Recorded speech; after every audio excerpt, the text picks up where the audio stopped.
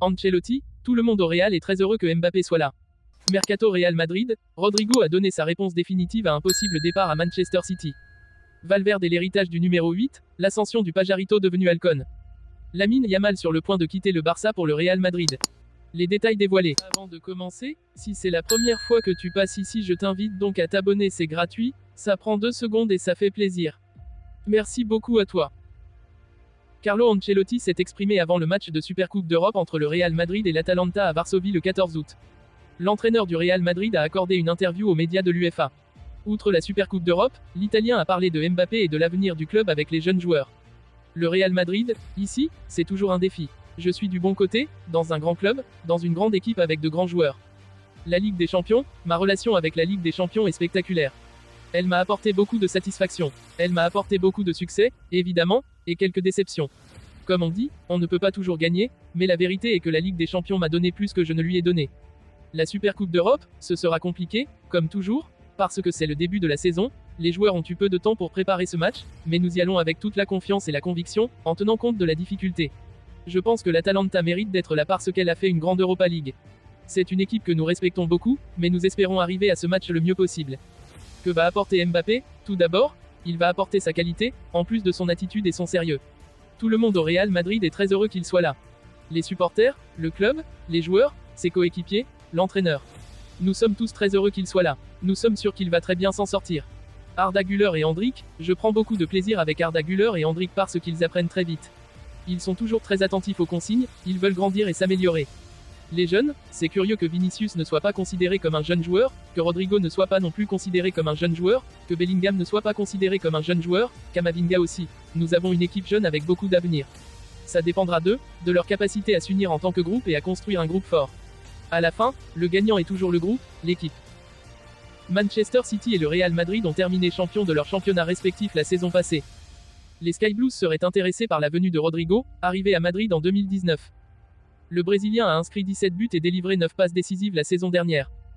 Alors que la rumeur d'un possible départ à Manchester City de Rodrigo enflait ces derniers jours, le Brésilien aurait été clair concernant son avenir. Le Madrilène, arrivé de Santos en 2019, fait partie des joueurs majeurs de l'effectif merengue. Rodrigo vers un départ du Real Madrid. Ces derniers jours, un probable départ vers Manchester City du Brésilien était évoqué. Les Sky Blues, qui devraient perdre Julian Alvarez dans les prochains jours, chercheraient son remplaçant, et auraient trouvé ce dernier en la personne de Rodrigo. Mais selon AS, ce dernier ne souhaiterait pas entendre parler d'un départ de la capitale espagnole. Le média espagnol affirme en effet que Rodrigo se sent bien à Madrid, et il y a de quoi.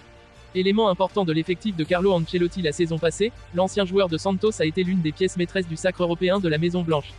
Il a pris part aux 13 rencontres de la campagne européenne madrilène, dont 12 titularisations. Rodrigo fut notamment buteur 2 fois lors de la double confrontation contre Manchester City en quart de finale.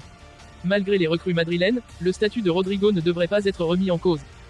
Alors qu'Endrick et Mbappé sont arrivés à Madrid cet été, cela ne devrait pas reléguer Rodrigo sur le banc pour autant selon AS.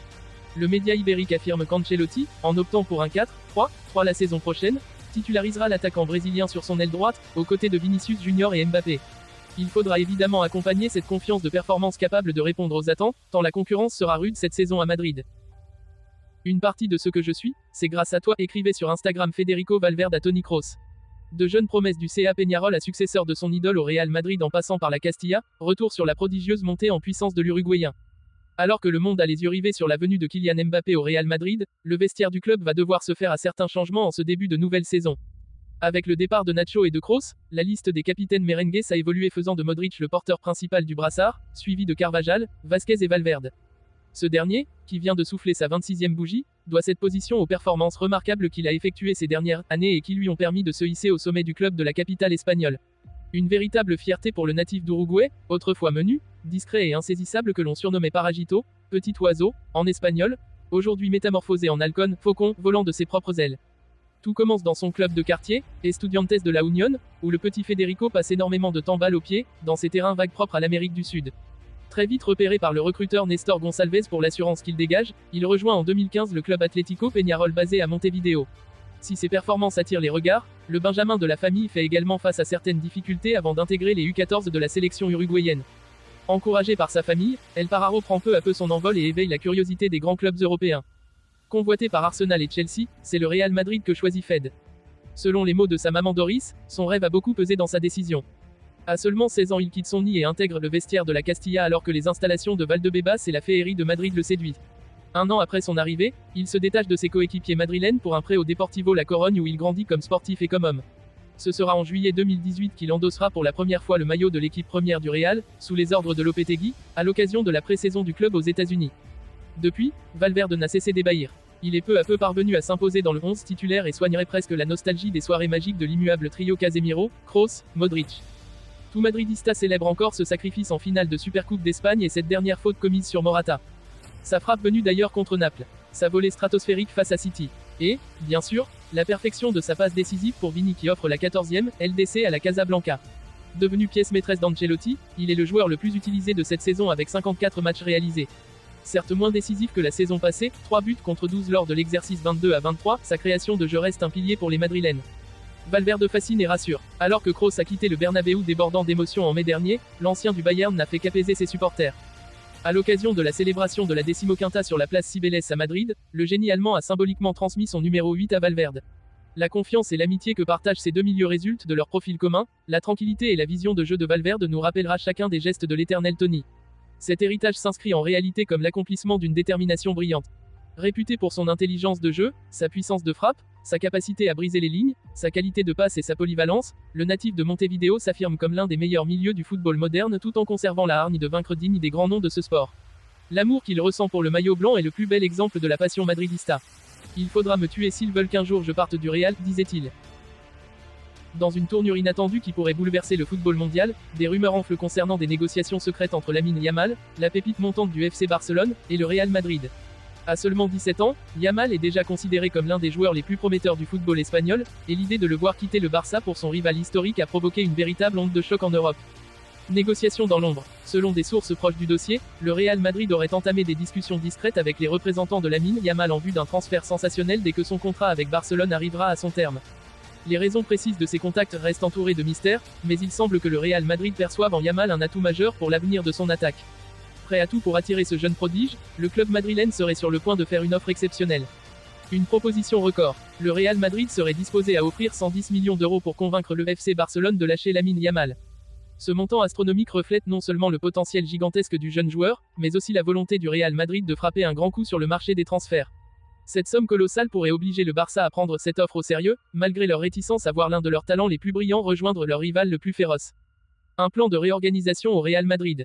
Afin d'intégrer Lamine Yamal à leur effectif, le Real Madrid envisagerait de se séparer de plusieurs joueurs pour faire de la place aux jeunes prodiges. Rodrigo, Arda Güler et Brahim Diaz seraient sur la liste des potentiels départs. Ce mouvement stratégique montre à quel point les dirigeants madrilènes sont prêts à réorganiser leur équipe pour faire de Yamal l'un des piliers de leur attaque pour les années à venir. Réactions et spéculations. La nouvelle de ce possible transfert a provoqué des réactions intenses parmi les supporters des deux camps. Les fans barcelonais, inquiets à l'idée de perdre l'un de leurs jeunes espoirs les plus précieux, ont exprimé leur colère et leur désarroi.